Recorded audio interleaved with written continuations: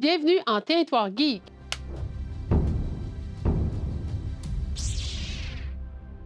Les films Avatar sont souvent vus comme des films qui sensibilisent sur les réalités des peuples autochtones. Mais est-ce que ça sensibilise vraiment ou est-ce que ça recycle plutôt des clichés romantisés sur les peuples autochtones? Mais pour commencer, on va juste mettre un peu la table sur qu'est-ce que les films Avatar. Le premier film a été lancé en 2009, un film de James Cameron qui raconte l'histoire de la colonisation de la planète Pandora par les humains pour l'acquisition de métaux très rares que les humains vont utiliser. Mais cette planète-là, elle est déjà habitée par les Na'vi, entre autres. Tu ne devrais pas être là. Repars. Tout ça est ta faute. Aide-moi, s'il te plaît. Donc, on peut voir un peu toute l'histoire de la colonisation à travers ce film-là.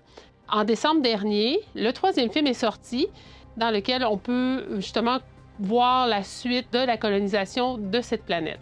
Donc, on sait que ces films-là ont quand même amené des thématiques importantes, puis ont sensibilisé sur, par exemple, la colonisation, le colonialisme, l'extraction de ressources naturelles en territoire autochtone, le respect de la nature, de la terre, du vivant. Donc, ça peut être perçu comme une porte d'entrée pour sensibiliser sur les réalités vécues par les peuples autochtones à travers le monde. Mais en même temps, il y a beaucoup de critiques qui viennent avec ces films-là. Oui, on parle beaucoup justement de la critique par rapport à l'appropriation culturelle qui a été faite par James Cameron. Quand on regarde ces films-là, on peut reconnaître plusieurs peuples autochtones de la Terre, de notre planète, en fait. Dans le troisième, on remarque que les Autochtones ressemblent beaucoup aux Autochtones qui vivent dans le Brésil amazonien. Donc là, est-ce qu'on parle vraiment d'appropriation culturelle? Est-ce qu'ils ont travaillé avec les communautés, justement, pour pouvoir développer la ligne historique, en fait, toute la ligne culturelle en lien avec la planète Pandora, mais comme je dis, ça ressemble beaucoup à des communautés autochtones. Mais est-ce que dans son approche, est-ce qu'il était dans une approche plus d'appropriation culturelle ou d'appréciation culturelle ou même de travail intercommunauté? Puis on peut voir aussi, à travers tout ça, l'histoire du sauveur blanc, en fait, qui est Jake Sully, qui est là et va sauver les Na'vi. T'as besoin de moi? Mais quand on regarde ça aussi, on peut voir son approche un peu à la Pocahontas, où John Smith vient sauver Pocahontas et sa communauté et son village. Oui, il amène de l'aide, mais à sa façon, sans penser nécessairement à la façon des Na'vi. Ces films Avatar peuvent effectivement sensibiliser sur des thèmes quand même importants qui sont vécus par les peuples autochtones.